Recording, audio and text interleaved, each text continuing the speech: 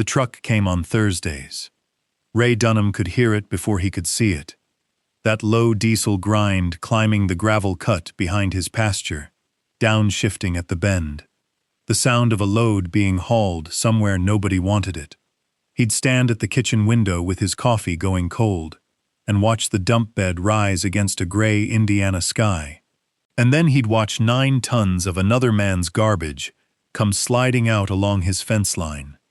Split ends, broken slabs, chunks of dark wood too twisted, too cracked, too short to be worth $1 to the men who cut it. He had been watching that truck for 12 years. 12 years of the pile getting taller. 12 years of the grass dying underneath it. Because that is what black walnut does to soil. It poisons the ground around it. It kills whatever tries to grow in its shadow. Here is what nobody knew. Not Ray, not his neighbors, not the men driving the truck. That sawmill was not dumping garbage on his land. They were dumping money. And 9 years later, a single scrap off that pile would be sitting on a shelf in a store on Michigan Avenue in Chicago, under a soft white light, behind a card that read $185. This is the story of how a broke corn farmer looked at the worst thing that ever happened to his land and worked out it was the only thing that could save it. And it starts with one sentence his father put in a contract in 1994, a sentence a lawyer called a waste of ink, a sentence that would end a company. Ray Dunham was 41 years old, and he was losing. Not all at once. He was losing the way most American farmers lose. One bad season stacked on another, until the arithmetic simply stops working. 180 acres in southern Indiana. A dairy barn his grandfather raised in 1948 that had not held a cow since 1991. A wife, Mary Ann, who taught 4th grade because they needed the insurance. A daughter, Katie, 17, and smart enough to leave. And a note at the bank for $187,000. Running 400 feet down the east edge of his ground was a pile of dead wood the size of a school bus. The mill was called Coltrane Hardwood. 3rd generation, 40 employees. The biggest thing in the county. They cut black walnut, some of the finest hardwood on this continent. And here is the thing about a sawmill. A sawmill has exactly one job: turn a log into long, straight, clean boards. Anything not long, waste. Anything not straight, waste. Anything with a knot, a crack, a swirl, a hole where a branch used to be. Waste. The industry has a word for it: cull. And what does a mill do with cull? Burn it, or dump it.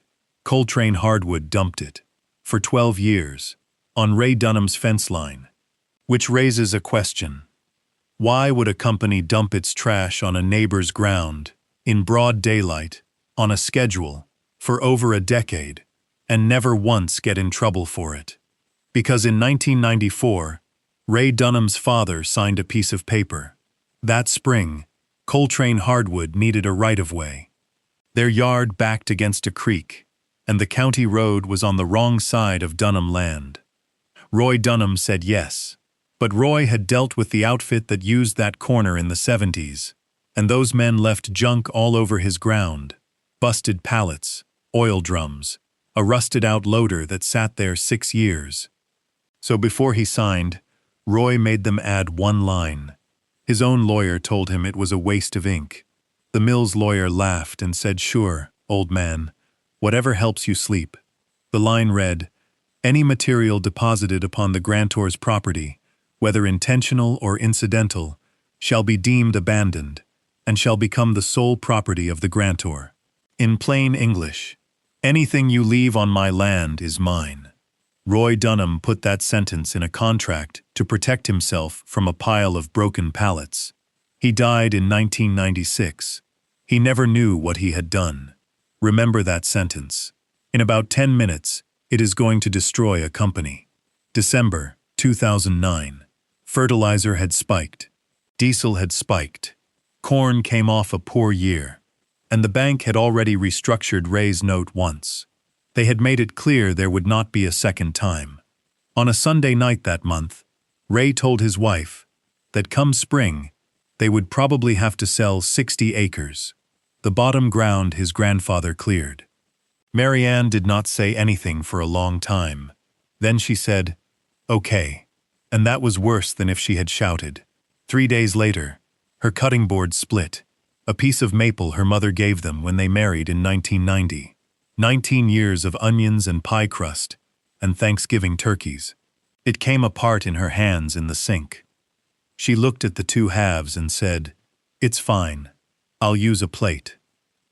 And Ray Dunham stood in his own kitchen and understood, with a clarity that felt like being hit, that he could not afford to buy his wife a $40 cutting board for Christmas. $40. That is what it had come down to.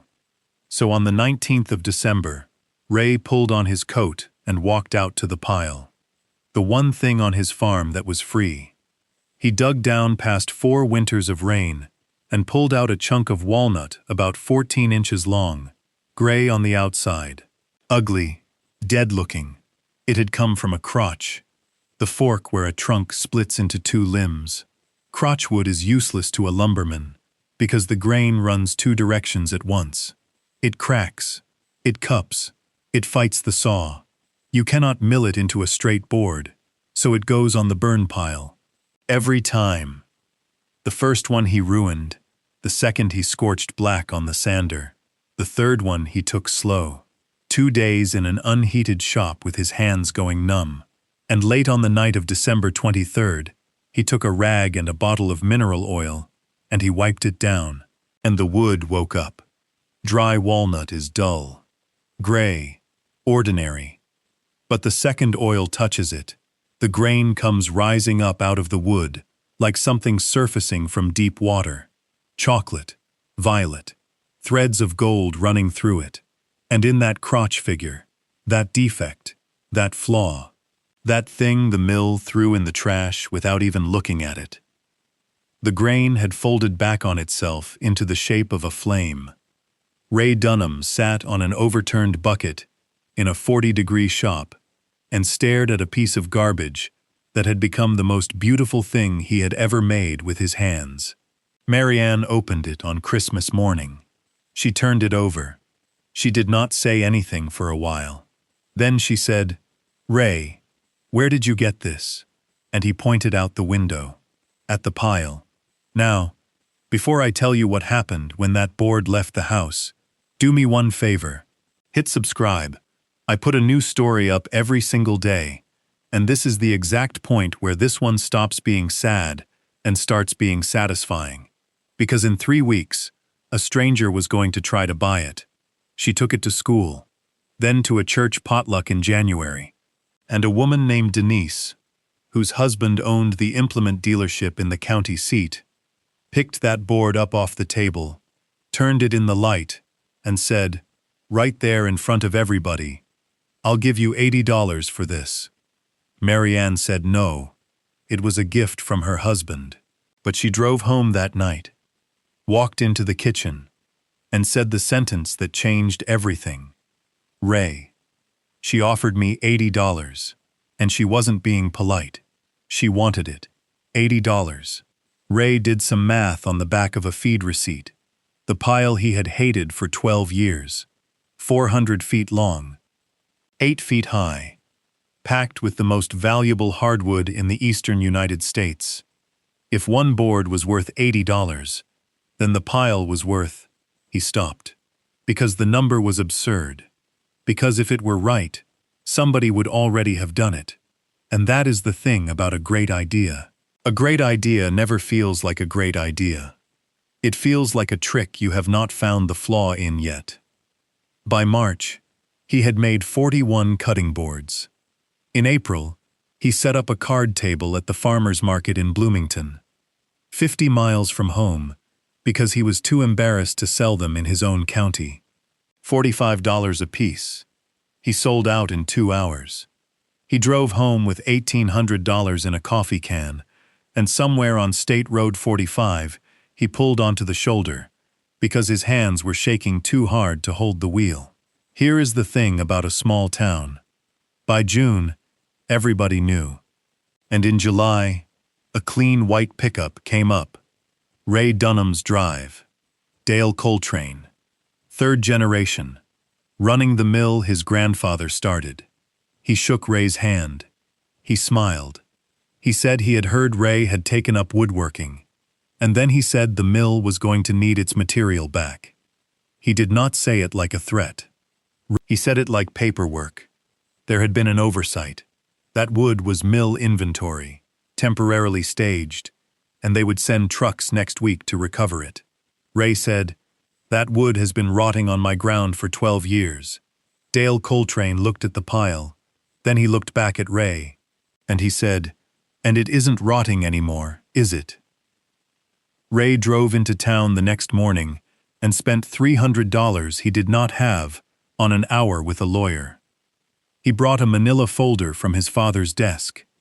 The lawyer read the easement, then he read it again, then he leaned back in his chair and laughed out loud. "Any material deposited upon the grantor's property shall be deemed abandoned, and shall become the sole property of the grantor. Every stick of wood on that pile, better than 900 tons of it, legally belonged to Ray Dunham. It had belonged to him from the instant it hit the ground." For 12 years, Coltrane Hardwood had been transferring their most valuable byproduct onto another man's balance sheet, one truckload at a time, on a schedule, in writing, with their own name painted on the door of the truck.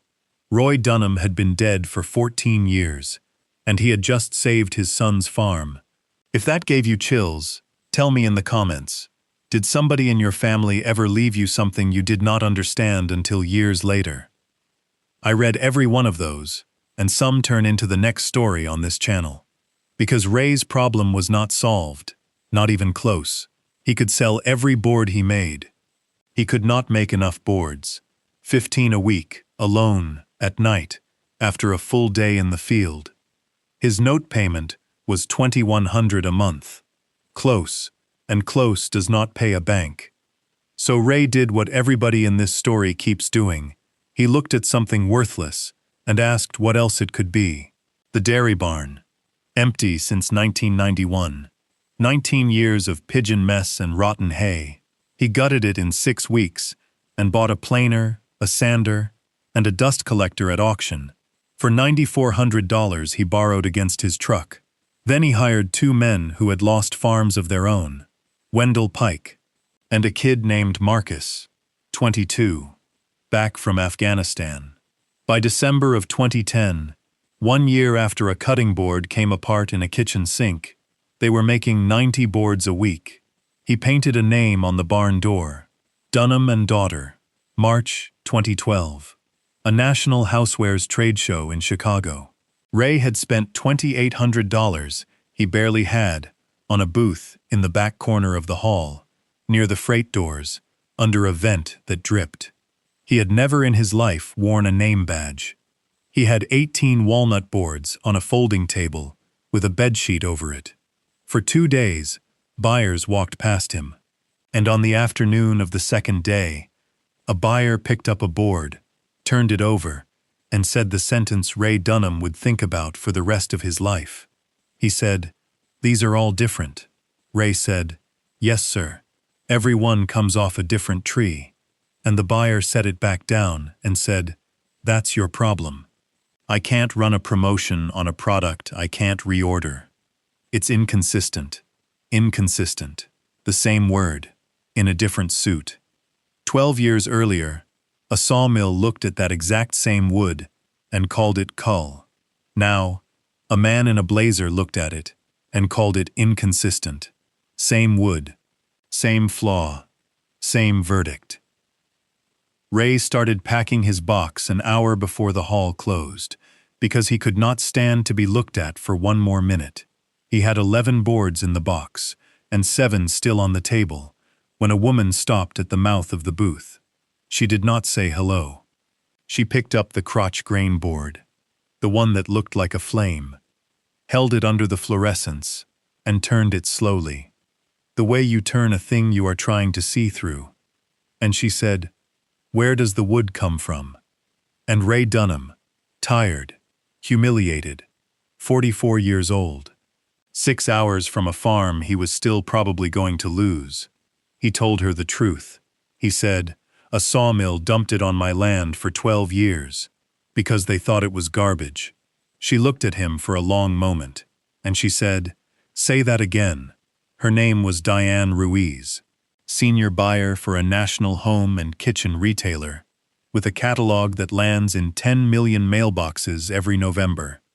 And standing in a dripping corner of that convention hall, she explained something to Ray Dunham that he had never understood about his own product. She said, "My customer does not want a cutting board. She can buy a cutting board for $9. My customer wants a story she can tell when a guest compliments her kitchen. And every single one of these is different, is not a defect. It is the entire product. You have been apologizing," she told him, "for the only thing you own that nobody on earth can copy." Then she asked how many he could make. Ray said 400. She said, "I need 2,000 by the 1st of October. Can you do that?" And Ray Dunham, who had never produced more than 90 of anything in a week in his life, looked a woman in the eye and said yes. He drove back to Indiana, doing arithmetic out loud in the cab of the truck. 2,000 boards, 26 weeks, and wood. An enormous, terrifying amount of wood. Now settle in, because in all the years I have been telling stories about farmers, this next part is the most satisfying thing I have ever come across. Ray Dunham needed walnut cull, and there was exactly one place inside 100 miles that had it. Coltrane Hardwood, the mill that dumped on him. In April of 2012, Ray walked into Dale Coltrane's office and offered to buy the mill's entire cull output, all of it, sight unseen, for 5 years, at a fixed rate of $18 a ton. Dale Coltrane laughed at him. Then he told his father, and his father laughed too, and they signed it. Because $18 a ton, for material they were paying a contractor to haul away, is not a deal. It is free money for garbage. They locked it in. 5 years, fixed price.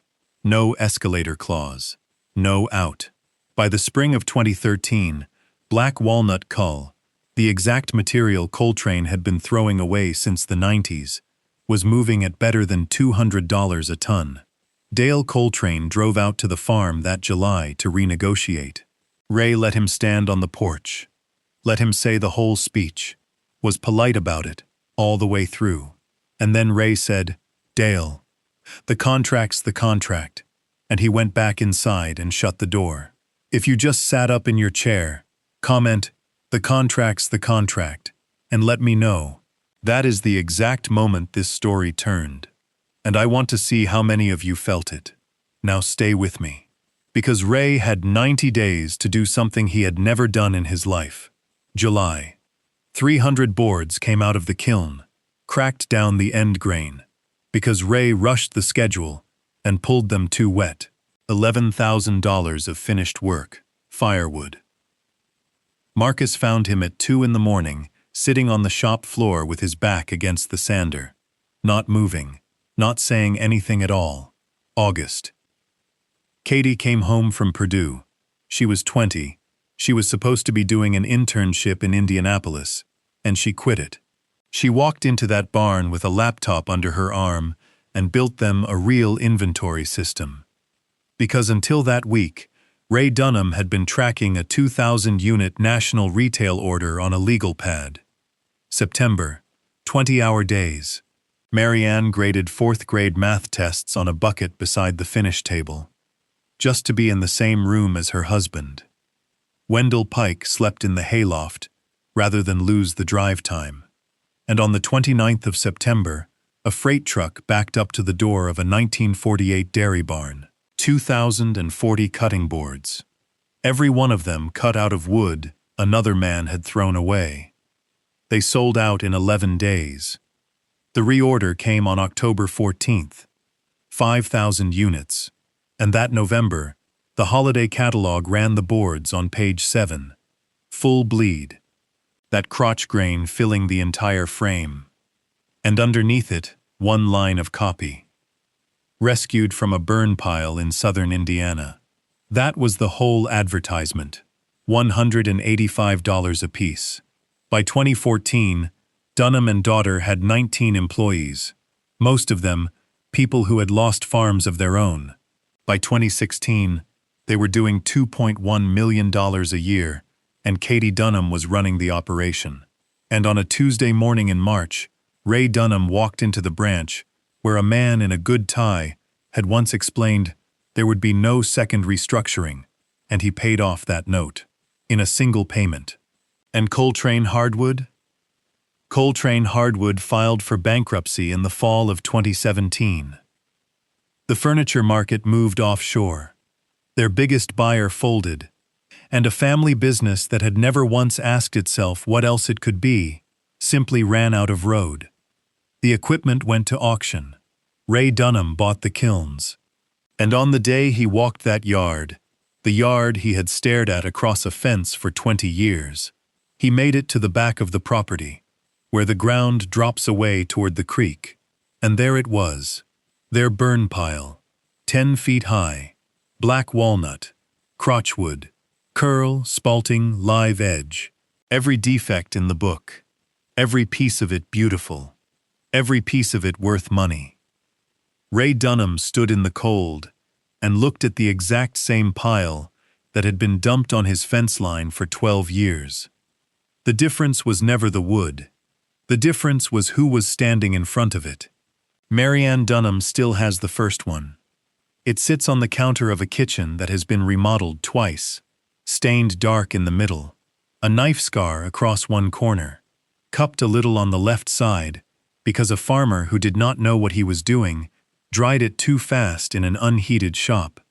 By every standard the industry uses, it is a defective object. Coltrane Hardwood would have burned that wood. A buyer in Chicago would have called it inconsistent. And Marianne Dunham has been offered money for it 11 separate times. And she has said no 11 separate times. Because it is the most valuable thing in that house. Here is what I want you to take from this. Ray Dunham did not get lucky. Nothing new ever showed up on his land. No oil, no gold, no treasure buried under the barn. Every single thing he needed was already there. For 12 years it sat on his fence line in plain sight, poisoning his grass, while he stood at his kitchen window with cold coffee in his hand, and hated it. The wood never changed. He did.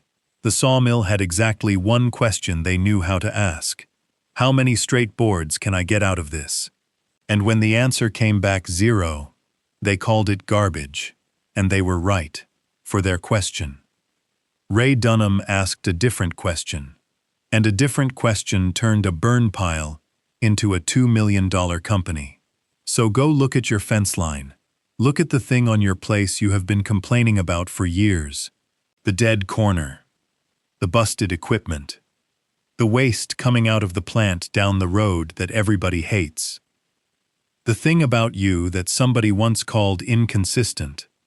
Somebody, somewhere, has already looked at it and called it worthless. They were only ever answering their own question. And if there is a pile of another man's garbage sitting on your ground right now, go read the paperwork. Roy Dunham did. In 1994.